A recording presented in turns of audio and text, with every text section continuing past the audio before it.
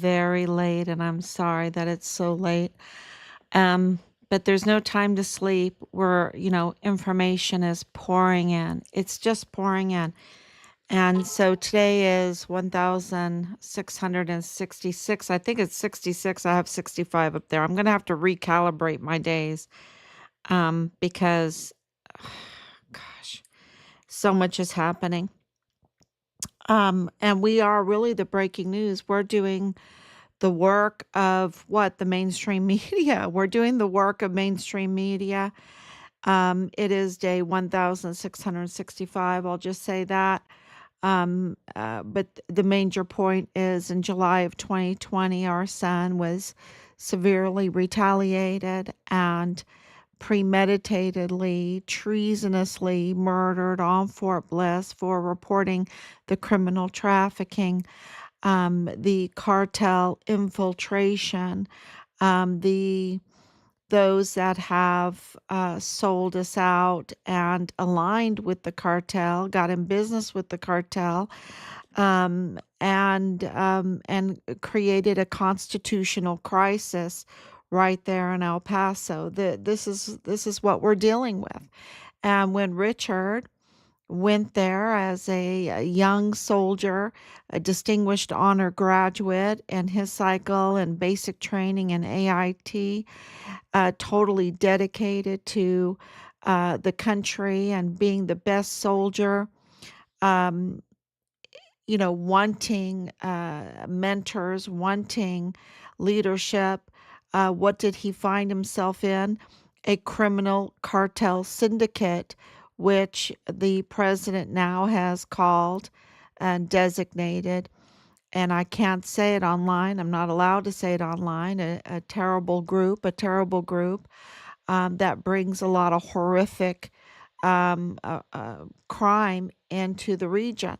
And it was in Fort Bliss. It was on Fort Bliss, and it was at the emergency intake center. Hundreds of thousands of children taken and trafficked through there with marks on their arms, with marks on their head, like the time in Germany, the time in Germany when there was no free speech, and I could absolutely confirm that.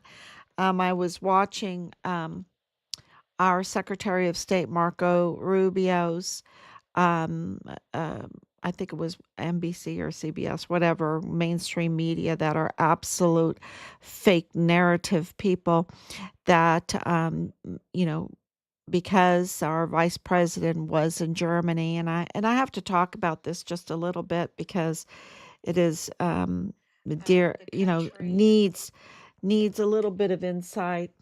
And because, all of my grandparents were German and, spent most of my life living in Germany.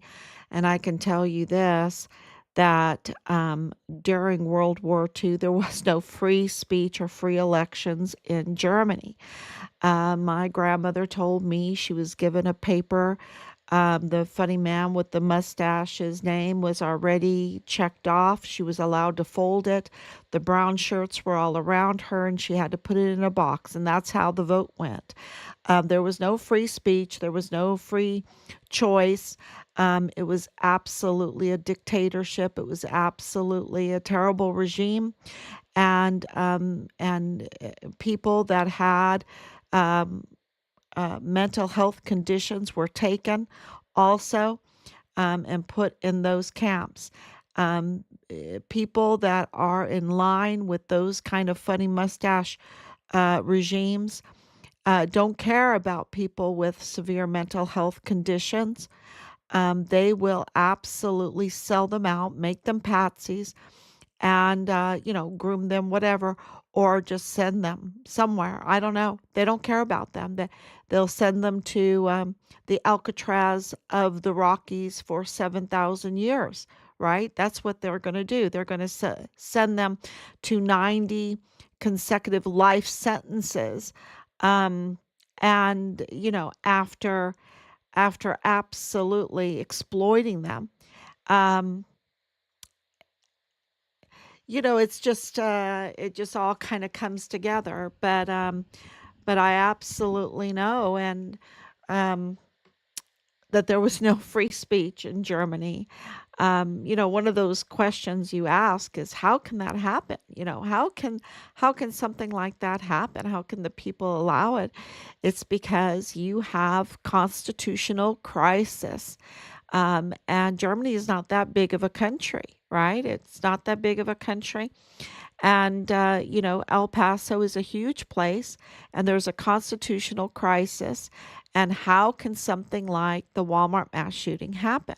How can something like the retaliation, Code Red, treasonous murder of a U.S. Army whistleblower soldier, how can that happen? How could the cover up happen, right?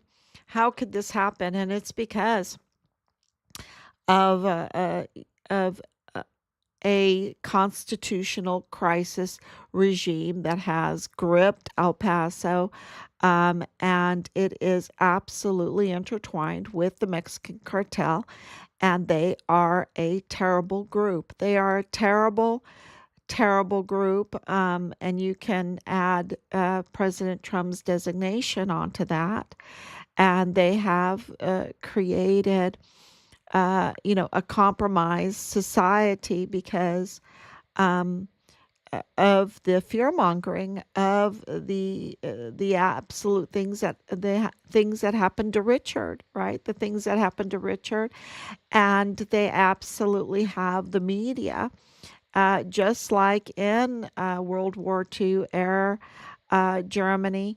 They have the media in their grips too. And just like in El Paso, they have the media in their grips. And, they're not reporting. They're not reporting the constitutional crisis at the El Paso criminal law magistrate court. They're not reporting the constitutional crisis in the chief medical officer position, right? They're not reporting the constitutional crisis that's in the 34th Judicial District Attorney's Office. They're not reporting the constitutional crisis that is in the federal courthouse, right? Um, uh, and it goes on and on. It goes on and on. And they're not reporting the constitutional crisis that's on Fort Bliss. That's on Fort Bliss, and at the border. And so what has happened? Um, the news it's just pouring in, and what I can tell you is, one, the Maella family are very deeply involved in Up to No Good. They are absolutely deeply involved in Up to No Good. And, and Michael Jr. was at the DA's office. He was interning at the DA's office. Of course, we know that he was interning at the FBI, and we also know that he was in security with Walmart. But I posted up uh, that just so you know that we're not just saying this, and we're not happy about saying this. We're not happy about saying this at all, because the implications of it is so big. It's such a crisis, and what it all means and who it all is connected to, and all the fraud that's connected with it, and all the tampering of all the records that is involved in this, and the swapping out and the hacking. And it just absolutely explains why all this happened in Richard's case, right? Because they did it to the Walmart case. They absolutely did it to the Walmart case. And the Maella family, they are just so up to no good. And you have the father right there with Judge Guadarrama, the divisional manager for that federal courthouse, right? He has absolute access to these cases and the files and all of that. And then here he has a son that it gets a hacker award, the best hacker, the number one hacker, and is working in the DA's office with Jaime Esparza. And Jaime Esparza's a right-hand man for years and years there at the criminal law magistrate court, who magistrated, would absolutely be the one magistrating Patrick Crucius, is Tony Ayoun, right? Tony Ayoun, Anthony Ayoun, and with Penny Hamilton, right? With Penny Hamilton, absolutely botched. The whole thing is so suspicious. And what do we but thank you for all the people that are out there that send us all this information. Um, that now Tony, Jaime Esparza's right hand man, the man that is always assigned over to the the jail magistrate court, um, is running marathons with Mrs. Maella, with Lauren Maella. I mean, this is, in the running group together. And, so what this shows you is, just a very close network of people, who was at the wedding, who was at Alexis and Blake Crucius's wedding, right? This is a very close group in the judicial system. Um, and, I don't want to say nepotism, because maybe Michael is such a good hacker that the DA office was like, oh, yeah, we could use him. We could use him. And we absolutely know that the DA's office is up to no good. We absolutely know and have absolute proof. It's not a theory, right? It's not a suspicion. It is hard evidence fact that the DA's office is up to no good. Um, y- I mean, absolutely usurpation, absolutely tampering with documents, absolutely just up to no good. And we absolutely know now that the federal courthouse, that David Guadarrama's up to no good, that Michael Mayella is up to no good. And with access, this is the thing that people need to understand. They have access and they have power, and they're supposed to be our judicial system. They're supposed to be the ones that are establishing the justice, right? Um, uh, that's their role, and what's going on is up to no good, is absolute tampering, absolutely quid pro quo with the media, absolutely impunity to those that know that they can act in in crimes with impunity, like Bob Moore of El Paso Matters, because he has that July 29, 2020 information that the family of Patrick Crucius were right there with David Guadarrama in the federal courthouse, right? Um, so we know that the criminal law magistrate court is up to no good. There's a constitutional crisis there, and you have uh, Tony Ayoun over there day in and day out.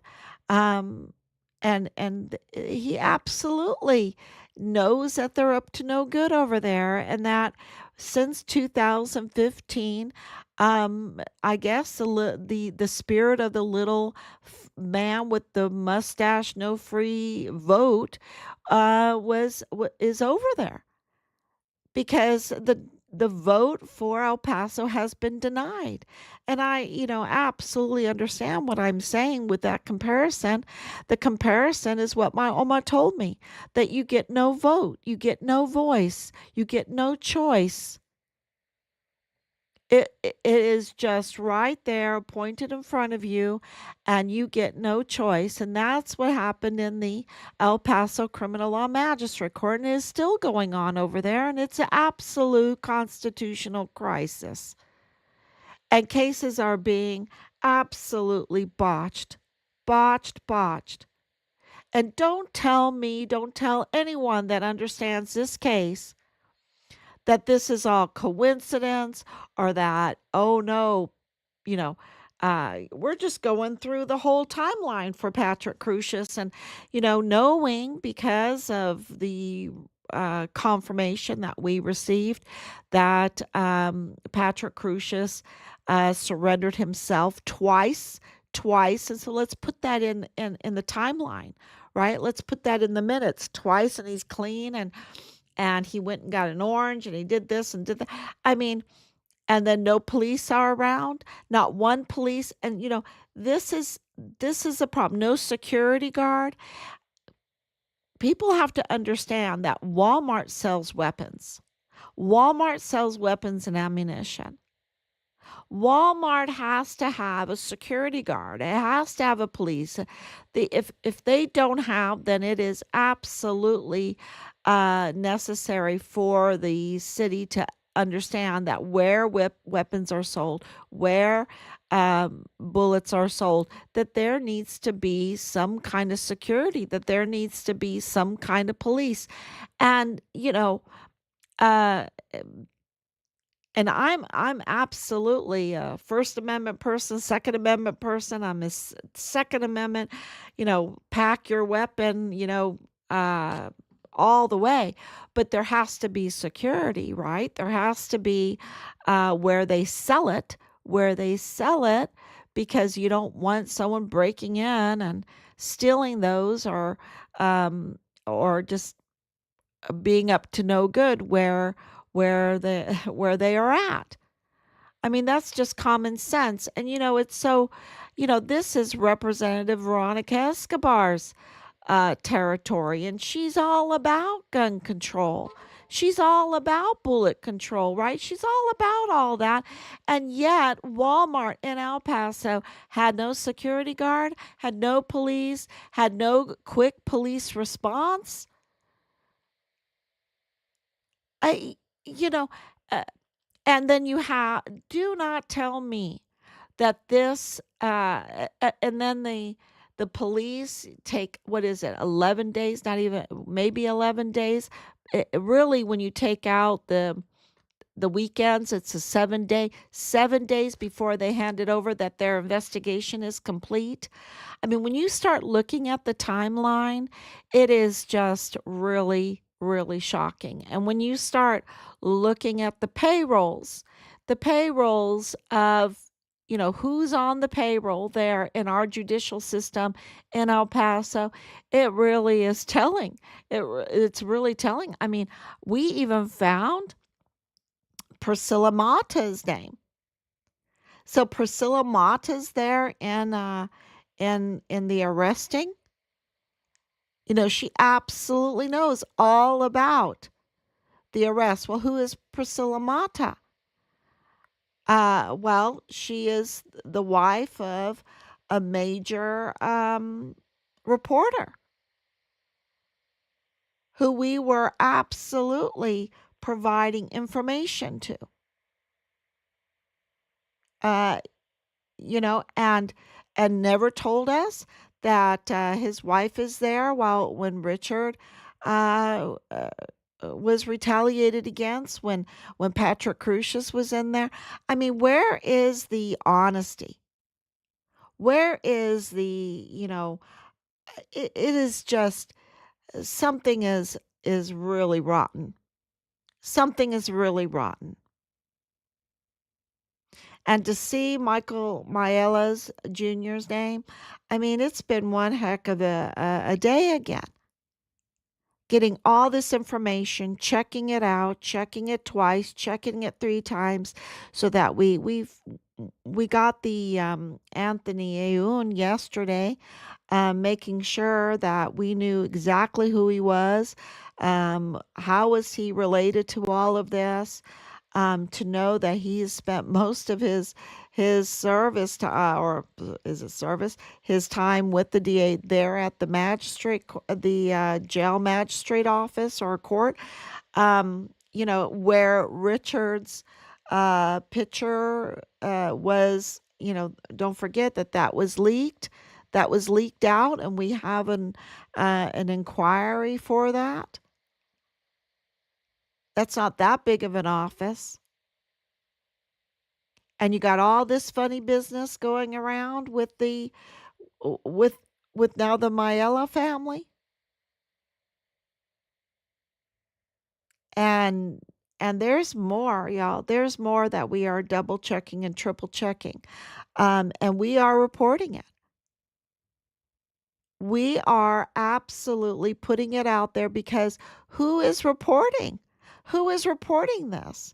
Now, I did see El Paso Times on Yahoo reporting that there are training sessions going on where we're hearing that there's training missions. I guess that's would be mm, sorry. Training missions going on in Chihuahua, Mexico. Um, that it we have it confirmed, uh, and it looks like they're Green Berets that are over there. And we have it confirmed that that was approved by the Mexican Senate for our finest to be over there training. Um, you know, what does that mean? And then the next thing we know, we have a cartel member, the old man, right? The old man. What is his name? I wrote it down. His name. Let me see if I can find it real quick. But anyway, it's I put it up on the Facebook. I need to put it up everywhere. But so this uh, I was practicing his name, but I'll get it tomorrow. But it means the old man, and he Ramos, I believe his name is Ramos, uh, eh, his birth name. And the thing that you need to understand about this arrest, and it happened a few days ago, and we've been, wanting to understand it a little bit because, of course, Richard's case is connected to the El Mayo case, same Ray Velarde attorney that connects it. And of course, the connection also is with the Santa Teresa International Jetport, where we believe also um, things happened in Richard's case. And so, yeah. And so with this newest arrest, and you can find, I posted the link up. I did. That newest arrest is interesting because this cartel leader is the finance cartel leader. He handles the money. He handles the money, and we know you need to follow the money, right? That's you need to follow the money, and he is the finance uh, operator or cartel member, and he's really high up in the Sinaloa cartel. And he was arrested in Juarez just the other day. And he now, we have confirmed, will be extradited to the United States. Now, you might ask, okay, he is a criminal in Mexico. Why doesn't Mexico keep him? And why doesn't Mexico, um, try him themselves, right? Indict him and try him and whatever and see what's going on. Well, there must be ties to the United States, two crimes to the United States. And since he's a finance person, he's being extradited to the United States. And I'm sure they're going to question him. I don't know how nice they're going to be about the questioning, but I'm sure they're going to look into the finances because remember, I believe it was day one, right? Day one of this administration. Um, the terrible groups include the narco politicians, and what better way to identify and get hard evidence on who are the narco politicians than to follow the money, right? To follow the money. So this is kind of what we were talking about yesterday, um, about everything that's going on with the first administration now, the first Trump administration, where, just you could tell there was absolute just retaliation, um, and that this false narrative, uh, eh, including in the Walmart mass shooting, was a target attack on President Trump, on MAGA, on the campaign to push Beto O'Rourke. We saw that with the El Paso strong. There was a candidate from El Paso that wanted to be president of the United States, Robert O'Rourke, Beto O'Rourke, right? Who, Leitrim, he's a Leitrim. I think his great grandfather or whatever was, or great great grandfather was North Leitrim um, County, which, I definitely understand that county because I lived in Longford County in Ireland, which is right by Leitrim. And you go to the pitch to watch the games, and it's between Longford and Leitrim. So, uh, you know, um, but Beto O'Rourke absolutely is um, a pick or in alliance with Veronica Escobar, who we know is an absolute criminal. Representative Veronica Escobar is an absolute criminal, absolutely um, paying the the fraud that's at the El Paso Magistrate Court. Also, the medical examiner, right? And the medical examiner is very important for people to understand that he is connected to 3905 Bliss Avenue. He is connected to Rosa Maria Valdez Garcia. He's connected personally to the Walmart mass shooting case. He's also connected to Richard's case because it was that family that targeted Richard. And what is Rosa Maria Valdez Garcia's family doing with Richard's credit cards? This is, this is a huge, we've absolutely connected it to Richard's unit, right? And so this is why the medical examiner has always been in our view, and he's illegal. He is illegal, and he is not qualified, and he has a very, very, very big position. And why? Why? Right? So there is a constitutional crisis with the medical examiner. And going back to what I was talking about with Beto O'Rourke, Beto O'Rourke wanted to be president of the United States. They were trying to push him. Veronica Escobar was trying to push Beto O'Rourke forward. She's such a criminal, right? Um, it is not absurd to think that she would go to very absurd lengths. She was the co chair for Kamala Harris, which was a constitutional crisis, wasn't it? It was so illegal how Kamala Harris even became, in that position, right? The what they did to Joe Biden, and this is not to defend Joe Biden. It's just that they did not follow the law. They absolutely, um, Veronica Escobar is not interested in following the law. Okay. And she has showed that, proved that in hard evidence over and over and over again.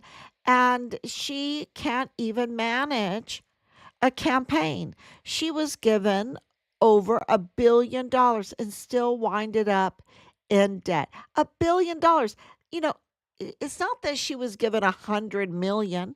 It's not that she was given 200 million or 300 million or 500 million or $700 million or 800. She was given over $1 billion, and she ended up losing and in debt. Now, that tells you a lot about, the fraud, waste, and abuse, the absolute fraud, waste, and abuse. That is hard evidence of fraud, waste, and abuse for failure, for failure. And where is the gnashing of teeth for that?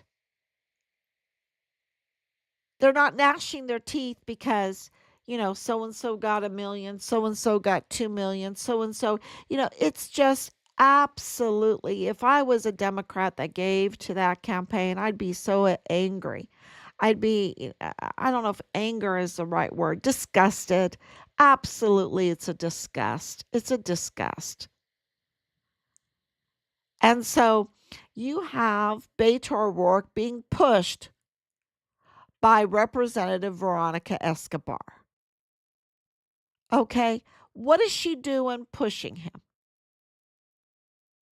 Going along with a false narrative, which do not tell me that she does not know people in the El Paso federal courthouse, that she does not know the DAs, that she does not know who the magistrate court judges or fake judges are, that she does not know the medical examiner, that she does not know this group, that she doesn't know Reyes Mata. Don't tell me that she doesn't know Reyes Mata. Don't tell me that she doesn't know Priscilla Mata. Don't tell me. She absolutely does. It's her business to know all of that. Don't tell me she didn't know. I mean, okay, this is the narrative. Oh, I didn't know that Maella's daughter married Patrick Crucius's brother. I didn't know that. No, I would not know that at all, and I don't know anything about conflicts of interest. And I don't and I will not have a congressional hearing for Richard Halliday. I mean, you know, sh it's all coming out. It's all coming out, and I'll let the investigators confirm or deny her knowing. Or maybe, did she attend the wedding? Did she give a wedding present? I mean, I'll let the investigators figure that one out. But they were pushing Beto O'Rourke, and they were pushing a false narrative. And when the shooting happened and President Trump came with Melania Trump, Veronica Escobar refused to meet with him, which is so criminal. You don't refuse to meet with your president when there is a absolute when there's a mass shooting in your community. You want to bring people together, but no, there was a divisive narrative, a divisive show because it was political for political gain, for financial gain. Don't tell me that Veronica Escobar does not know who is behind all of this trafficking, that she does not know anything about the Mexican cartel, that she does not know what's going on Fort Bliss, that she does not know about the drugs being distributed on Fort Bliss. She does not know about the 14-year-old young girls and who else, the young people on Fort Bliss living in the barracks, and there wasn't, a chaos around that. There wasn't a congressional hearing about that. And what about the hundreds of thousands of taken children marked with numbers through a what is now being called a death camp? She doesn't know about that, and she doesn't know about the discrepancies and the forensic investigations going on Fort Bliss because of discrepancies with the weapons and the ammunition and other equipment and other what Humvees,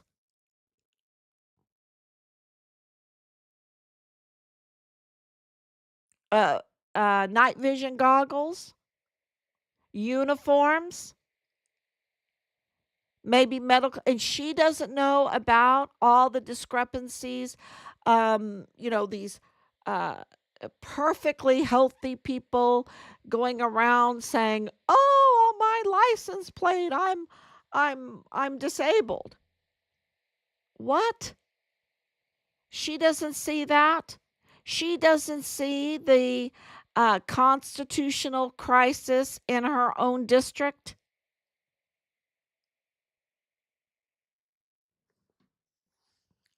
Don't tell me.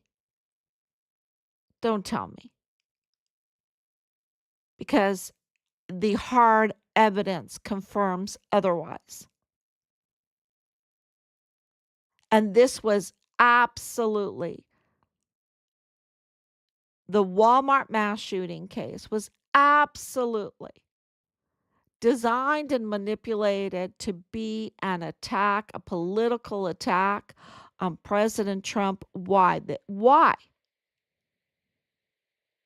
To stop the forensic investigations that were going on Fort Bliss, that we received confirmation by the generals that was happening, and by CID.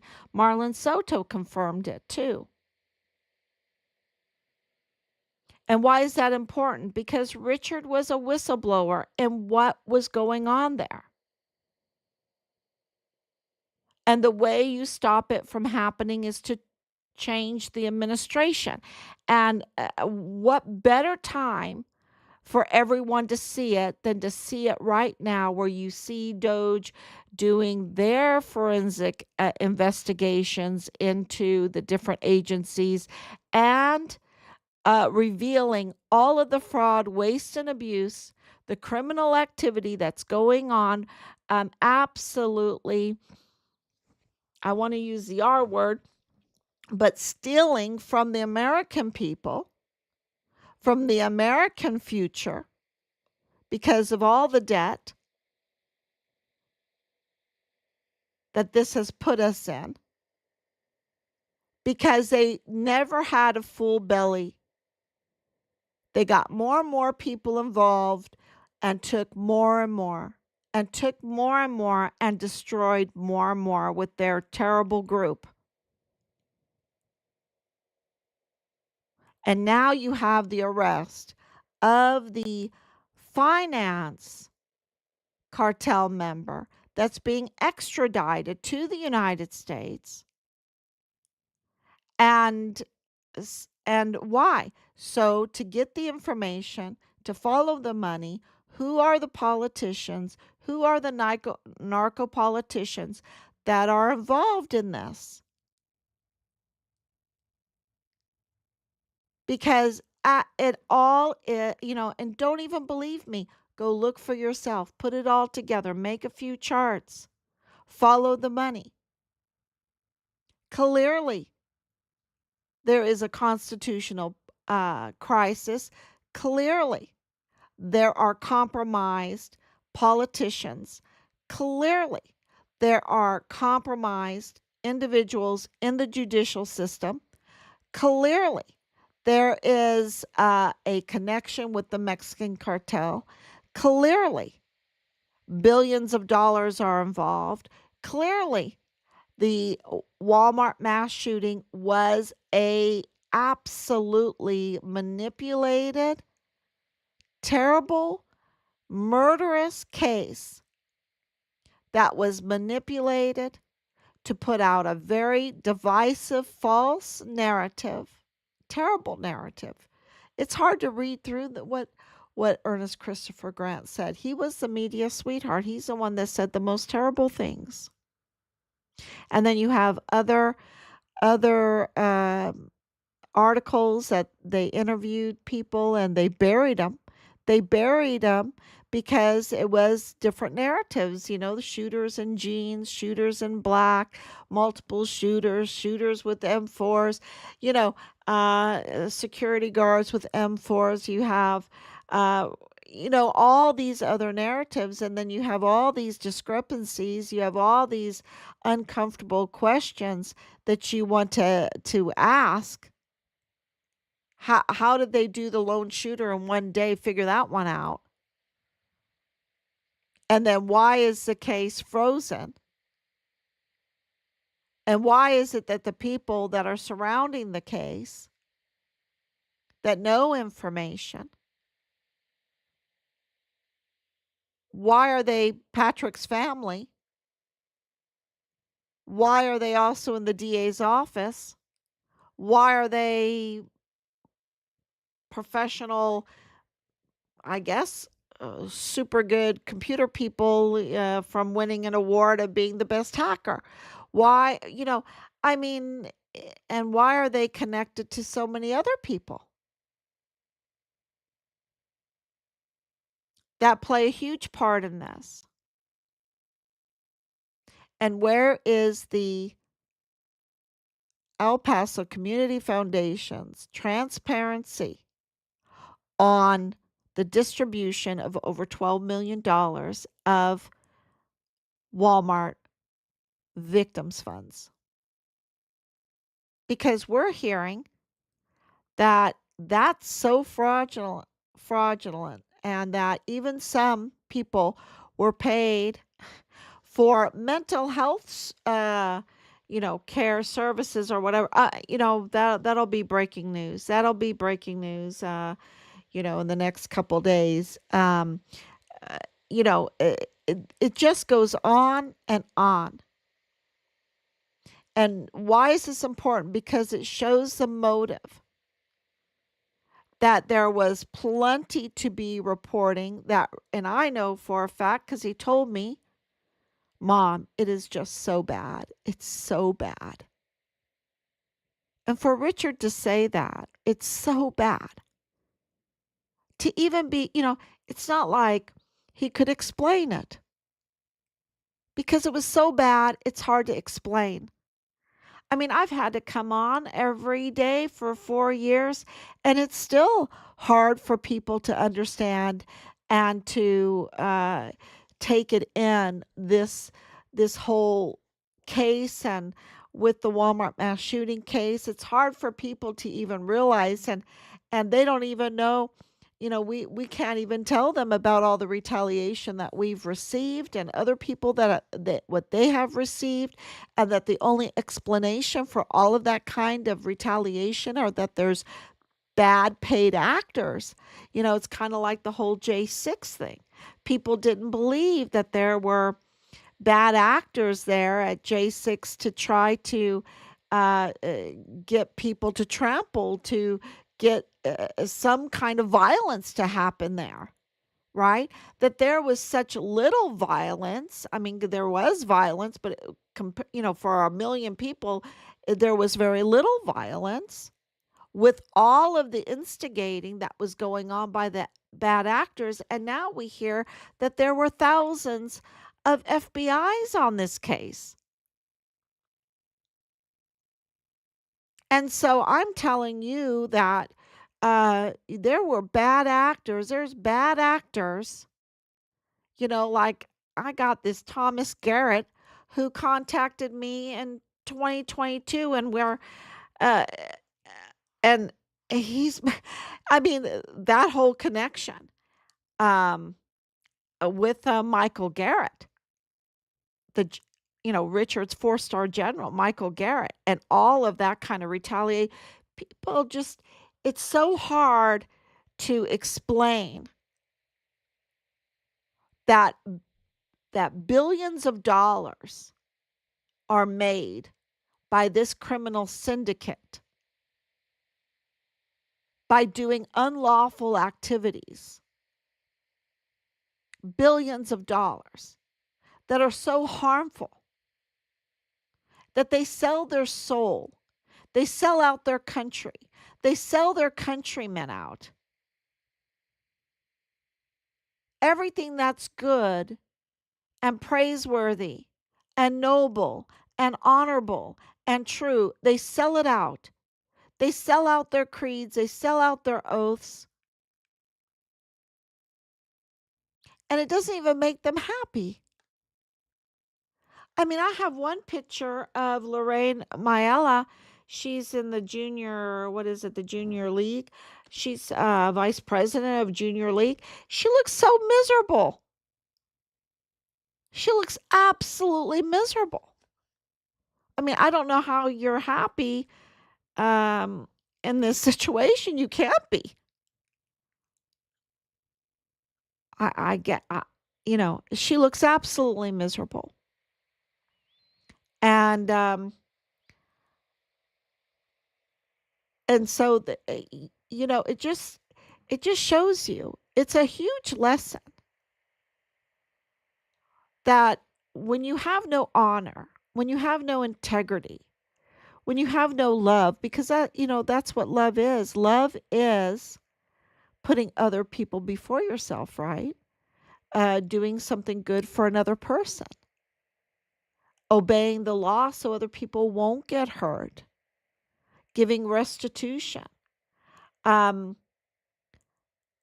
in Sunday or yesterday, our lesson was about repentance, about the translation of the word repentance, and it was higher thinking. I'd never heard of that before. I thought that was just amazing, amazing little lesson. That to repent means you reach a higher level of thought. That you know that what you do will affect your children, will affect your grandchildren, will affect your neighbors, will affect the future of your country. Um, you know, and if you are thoughtful and you reach a higher level of thought in thinking about other people, then that brings a level of happiness, a level of satisfaction. When you have honor and integrity, and it, and I'm fine if we all need to make some money, we all need to live, but to have money and to live, selling out your integrity, your higher thoughtfulness, to go so low, to go so low, and to not even think about the future and your neighbors and uh, progeny, and um, to have no honor, no integrity, no, it's a miserable life. You become like an orc. I think that's the best way to describe it. You become like an orc, and it's a miserable life. It's better, you know. And I guess because my Oma came from such poor circumstances, and I don't want to sound like I'm, you know, woe is me. I'm not. My Oma was the most amazing woman. Everyone that knows her absolutely knows that she was such an amazing woman. And, she was born in a house that had dirt floors. She had a very lousy father. She went to work at the age of 8. Some time at school, then to work, time at school, work again. And she was very happy to get that job because her older sister not by much, but a little bit older sister, had accidentally spilled the boiling water on her foot and had an injury. And Ida, my Oma was named Ida, and Ida had to take that place, and she had to give the money to her dad, who was not a nice person. So, but she was glad to be in that situation because she got to learn how to have integrity, how to eat with a fork and knife, how to dress. They were a dressmaking family. She got leftover dresses that were much nicer. She got to learn how to do manners. She got to learn how a skill. They would teach her all kinds of things. And tell my mother even spent summers in France. And this is, so from her childhood to after she was a mother, my Oma served this family, and they wanted to adopt her. Her father wouldn't let her, but anyway, let them. But she knew she was so happy. She didn't have much, and she was so happy. And we did all kinds of things. Oh my gosh! And she was a cleaning lady, and we did so many things. Um,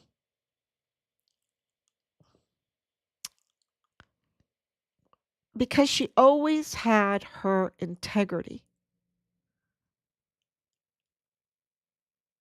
and honor and self respect.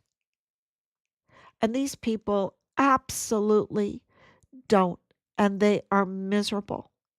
And I think this is a huge lesson because look at the pain that they have caused.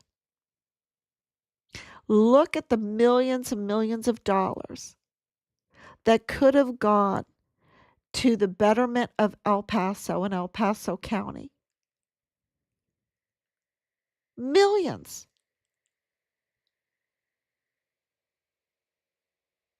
And they could have taken part in seeing the betterment of their county.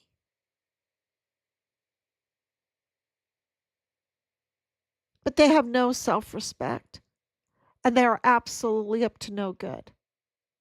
And we have hard evidence of that. And and the media. Um,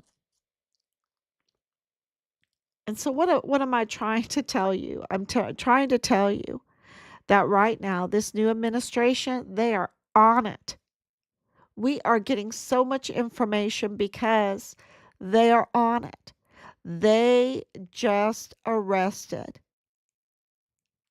the Mexican finance cartel leader of Chihuahua in Juarez, Mexico, to follow the money, to identify the narco politicians that absolutely, we've already identified those that are up to no good in the judicial system, in the law enforcement system. We haven't forgotten about Officer Carzoli. We haven't forgotten about Officer Melendez. We haven't forgotten about Nadal Baim, and we haven't forgotten about what's going on in the on Fort Bliss and all of those traders uh, that were manipulating Richard's case.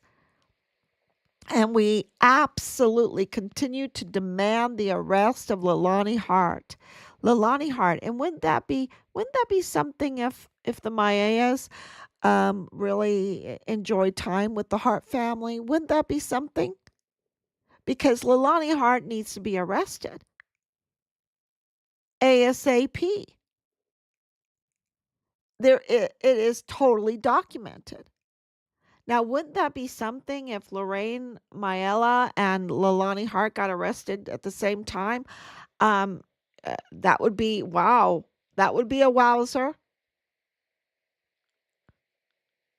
But right now, Leilani Hart needs to be arrested. It's all documented. There is no excuse for FBI agent John Morales not to arrest Leilani Hart. Matter of fact, he is being a failure as an FBI agent by not arresting her. And I can say that with 100% confidence because the documents are there and she needs to be arrested. And let me tell you, Lorraine Maela, that's we've already documented that too. I should probably say she needs to, there's something funny going on there. There's something funny going on there in the there at the federal courthouse, and you might say that Judge Guadarrama needs to be arrested. Can a federal judge be arrested? I don't know. I don't know. I don't know. It is absolutely chaotic, and so I think that this administration thinks very methodically, thinks very strategically, and is getting to the bottom of this. But they absolutely, like us, we want everything right there, hard evidence. We can't trust the courts. We can't trust who's the lawyer and who's in the CID. I mean, the CID should have never, ever, ever touched Richard's case after um, January of 2022 when Judge Roger Rodriguez identified CID agent Tavita Nusa as a suspect in Richard's murder case. Absolutely, they should have been.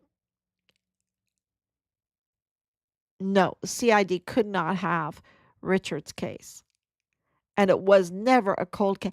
How could Sean Bernabe, knowing it, being sent, being sent the whistleblower complaint by Judge Roger Rodriguez tell us that Richard was a cold case?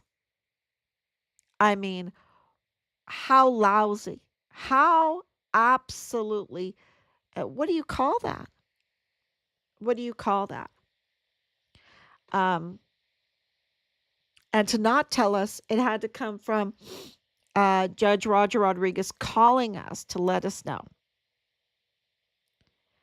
And, and not able to absorb what that meant.